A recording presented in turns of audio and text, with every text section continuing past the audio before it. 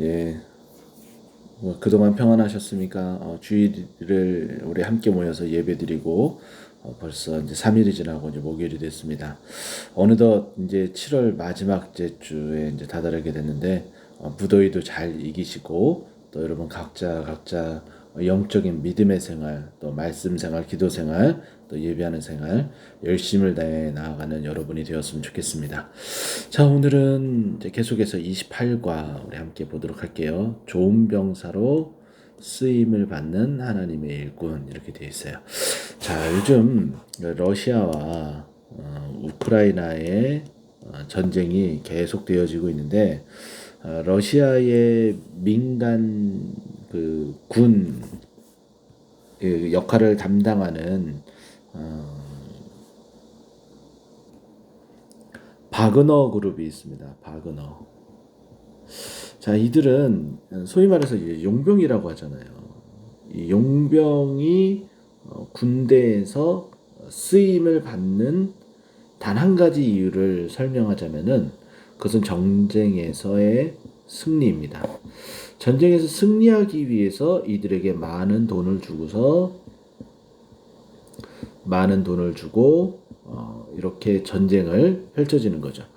승리하지 못하면은 이들을 고용할 이유가 없습니다. 자, 마찬가지로 하나님께서 우리들을 하나님의 일꾼으로 사용한다는 것은 이 일꾼을 사용해서 이 영적 전쟁에 우리를 승리하기 위해서죠. 그렇게 승리한 군사는 결국은 좋은 병사가 되는 거고 쓰임을 받게 되는 겁니다. 이런 기본적인 개념을 우리 먼저 머릿속에 집어넣고 오늘 본문 말씀 들어가도록 하겠습니다. 본문 말씀은 디모데후서 2장 1절에서 7절까지 말씀입니다. 그럼 먼저 하나님 말씀 제가 봉독해 드리도록 하겠습니다. 디모데후서 2장 1절에서 7절. 내 아들아, 그러므로 너는 그리스도 예수 안에 있는 은혜 가운데서 강하고 또 내가 많은 증인 앞에서 내게 들은 바 충성된 사람에게 부탁하라. 그들이 또 다른 사람들을 가르칠 수 있느니라. 너는 그리스도 예수의 좋은 병사로 나와 함께 고난을 받으라. 병사로 복무하는 자는 자기 생활에 얽매이는 자가 하나도 없나니 이는 병사로 모집한 자를 기쁘게 하려 함이라. 경계하는 자가 법대로 경계하지 아니하면 승리자의 관을 얻지 못할 것이며 수고하는 농부가 곡식을 먼저 받는 것이 마땅하니라. 내가 말하는 것을 생각해 보라. 주께서 범사에 내게 총명을 주시리라. 아멘. 자, 여기서도 우리가 말씀을 보게 되면은 결국은 5절에 아까 말씀드렸던 요 승리에 대한 부분 5절에 나오게 되죠. 여기 보면은 경계하는 자가 법대로 경계하지 아니하면 승리자의 관을 얻지 못한다. 자, 전쟁 좋은 군사에서 이제 경계하는 자에 대한 비유가 동일시하게 나타나고요. 또 하나는 여기 보면은 농부하고 경계하는 자와 농부하고 비유를 하면서 좋은 군사가 바로 이래야 된다. 이것을 우리에게 설명을 해주고 있습니다. 자, 암송해야 될 우리 성경 구절 보면은 너는 그리스도 예수의 누구로? 좋은 병사로 누구와 함께? 나와 함께 고난을 받으라. 자, 고난을 받으라라는 것은 이 고난은 훈련, 야전에서의 싸움 이런 것들이 결국은 고난이에요. 근데 이 야전에서의 훈련과 이런 싸움이 없으면 결코 승리할 수도 없고 이런 준비를 하지 않으면은 승리할 수 있는 좋은 군사가 될 수도 없습니다. 그렇기 때문에 좋은 병사로 가기 위해서는 그리스도 예수의 좋은 병사로 가기 위해서는 사도 바울이 지금 고난과 함께 이 복음의 사역을 잘 감당하는 것처럼 사도 바울이 이야기를 하는 거예요. 나와 함께 고난을 받으라. 지금 바울이 누구에게요? 네, 디모데에게 이와 같이 말을 하고 있습니다. 자, 그래서 이제 요점은 하나님 나라의 백성은 예수님의 좋은 병사입니다. 이 말은 바울이 뭐라는 거예요? 좋은 병사. 지금 훈련을 받고 야전에서 싸움을 하고 승리하고 있기 때문에 좋은 군사인데 내가 지금 고난을 받은 것처럼 너도 나와 함께 고난을 받게 되면 너도 그리스도 예수의 좋은 병사가 된다. 이렇게 여러분 함께 암송하면 될 것 같습니다. 본문 이에 자, 바울이 디모데후서를 쓴 배경에는 자, 교회를 향한 사랑, 그렇죠? 디모데에 대한 애정 이렇게 담겨져 있습니다. 그래서 바울은 2장 1절에 보면은 내 아들아라고 했어요. 디모데는 바울의 믿음의 아들이죠. 진짜 친아들이 아니라 믿음의 아들, 믿음의 아들. 자, 그래서 이 믿음의 아들은 어떻게 좋은 군사로 가기 위해서는 먼저 어떻게 해야 되느냐? 자, 은혜 가운데 강하라. 자, 강해야 된다. 좋은 군사는 강해야 된다. 이게 포인트예요. 근데 그 강함은 어디서부터 오냐? 은혜로부터 온다. 이렇게 되는 거죠. 그래서 교회를 위해서 충성된 사람들을 교회에 세워 교회를 섬기게 했습니다.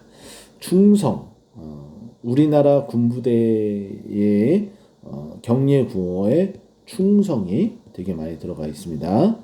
자, 이것은 군사가 해야 돼. 당연히 그 지휘관, 나라 여기에 충성을 해야 된다라는 것은 결국 우리가 좋은 병사다. 누구의? 예수 그리스도의 좋은 병사다라는 것은 그리스도에게 충성해야 된다라는 것이고 또 우리가 또 해야 될 이 충성은 무엇과 또 연결되냐면 이것은 이 충성은 성령의 열매이고 또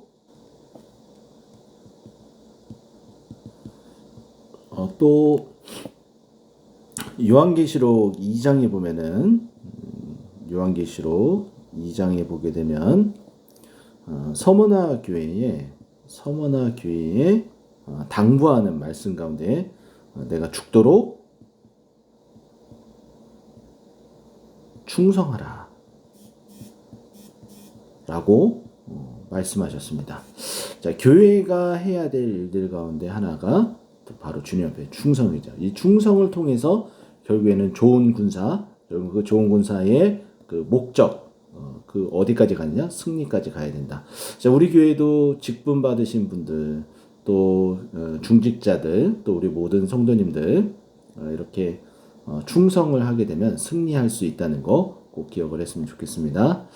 자, 그리고 하나님의 일꾼은 어떤 사람이어야 되는지 알려주기 위해 좋은 병사, 경기하는 자, 농부처럼 뭘 해야 된다는 거예요?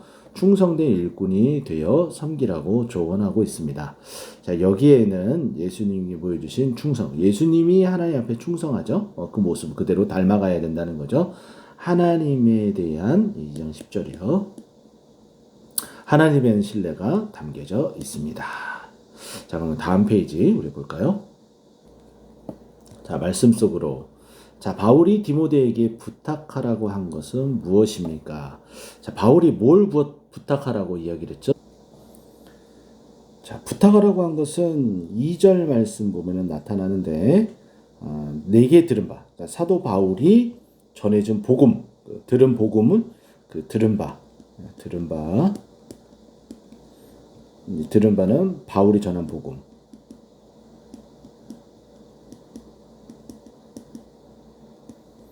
바울이 전한 복음을 누구에게 부탁하라는 거예요? 충성된 사람에게. 사람들에게. 한 사람이 아니라 여러 사람 함께 힘을 모아야 된다는 거죠. 부탁하라 라고 되어 있어요. 이 부탁하라는 것은 이들이 이 전한 복음을 또 전해라, 전도해라. 네, 전도를 함께 하자라고 함께 나눠라 라는 이 말이에요. 자, 이렇게 한 이유는 뭐냐면은 충성된 사람이 결국 무엇을 할 수 있기 때문이에요.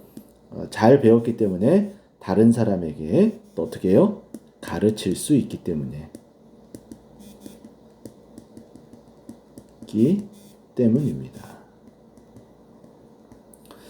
그러니까 열심히 배운 사람이 결국은 열심히 예배 드린 사람이 열심히 전도에 대해서 관심 갖고 배우려고 하는 사람이 결국은 가르칠 수 있다는 거예요.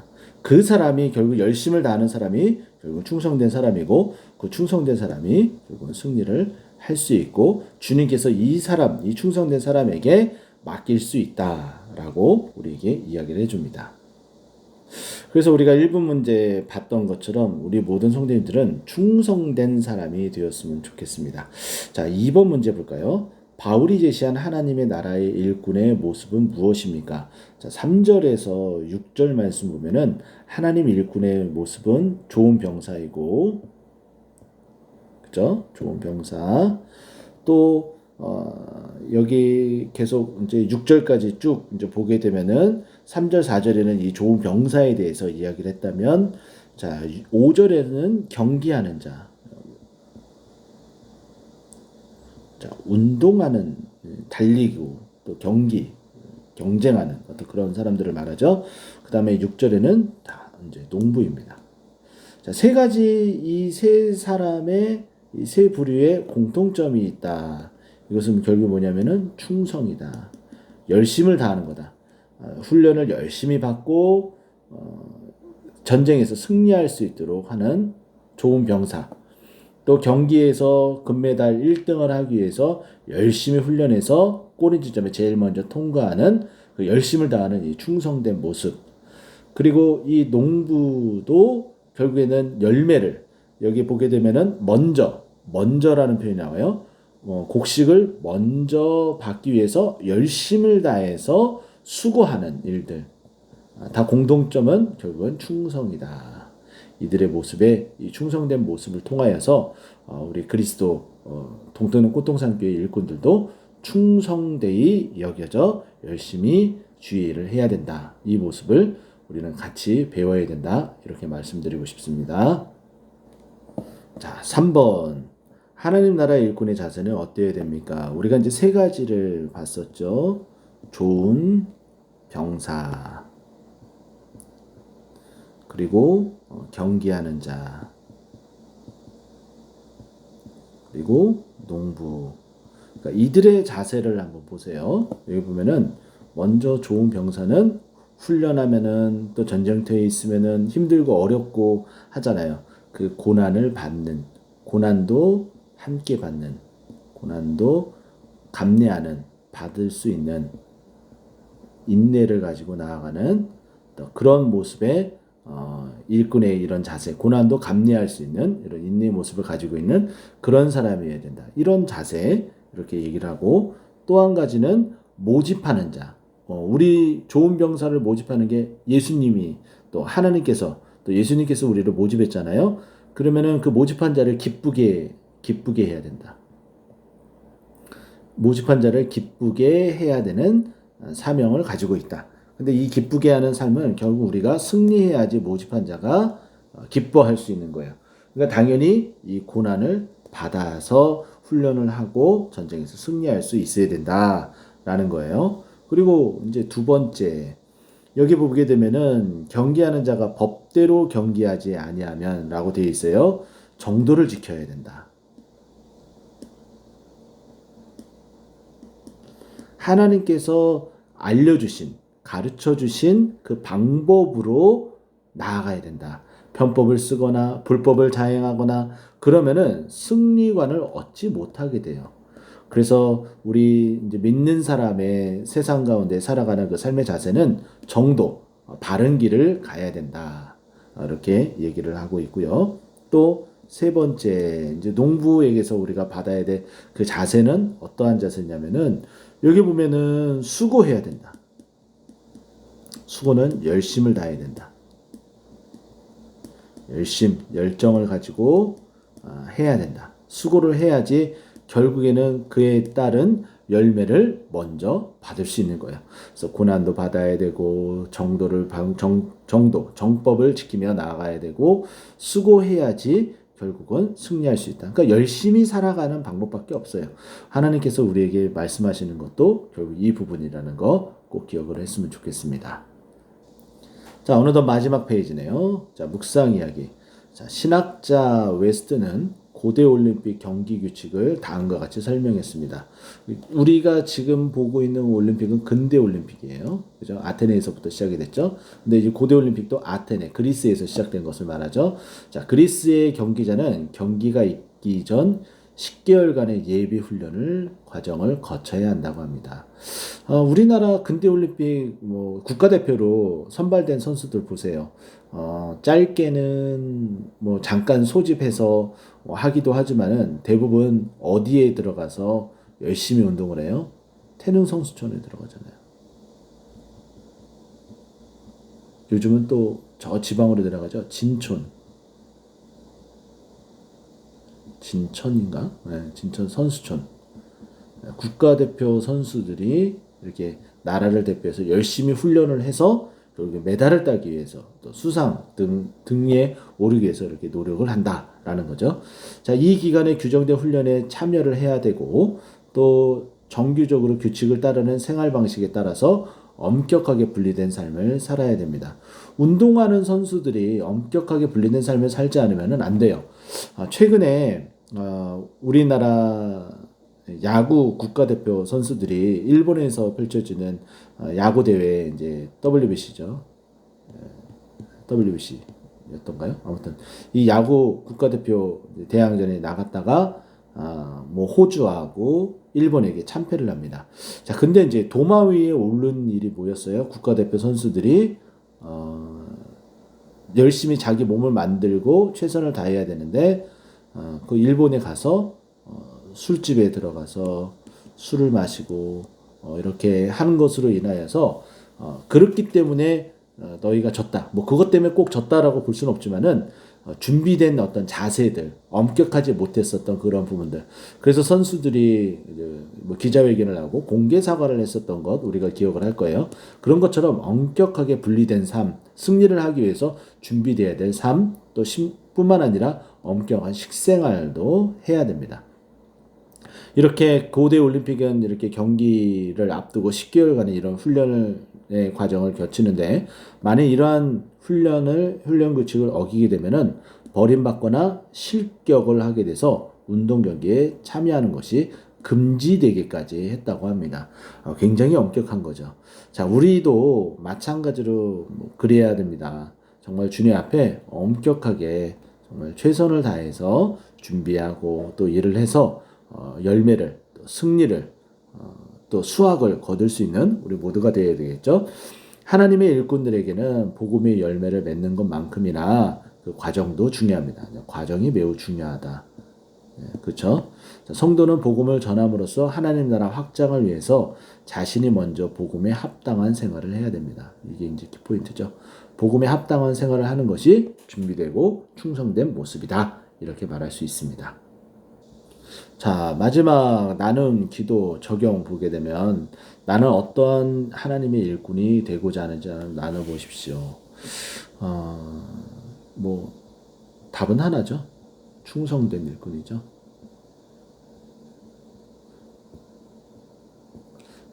이 부분은 착하고 충성된 종아 달란트 비유에서 나온 그 예수님의 그 말씀을 우리는 꼭 기억을 해야 될 것 같습니다. 착하다. 결국은 착한 것이 충성되이 그 일들을 잘 감당하는 것. 이것을 말하죠. 그리스도의 좋은 병사로 잘 준비하게 하소서. 하나님, 제가 충성이 부족합니다. 충성의 그 성령의 열매가 맺혀질 수 있도록 하나님 은혜 내려주시고 성령 충만한 가운데 지낼 수 있도록 하나님 인도하여 주시옵소서. 이렇게 기도하는 것 매우 좋겠죠. 또 예수님의 좋은 병사, 주님의 명령만 따르며 모집한 분을 기쁘게 하는 자가 되어야 됩니다. 자, 이런 마음을 가지고 무더운 여름 잘 이겨내시고 그리고 잘 준비해서 우리가 가을 우리를 모집하시는 하나님의 마음을 기쁘시게 하고 또 열매는 하나를 안고 주님 앞에 또 올려드리는 우리 모두가 되기를 간절히 축원드립니다. 자, 그러면 다음 주에 또 뵙도록 할게요. 감사합니다.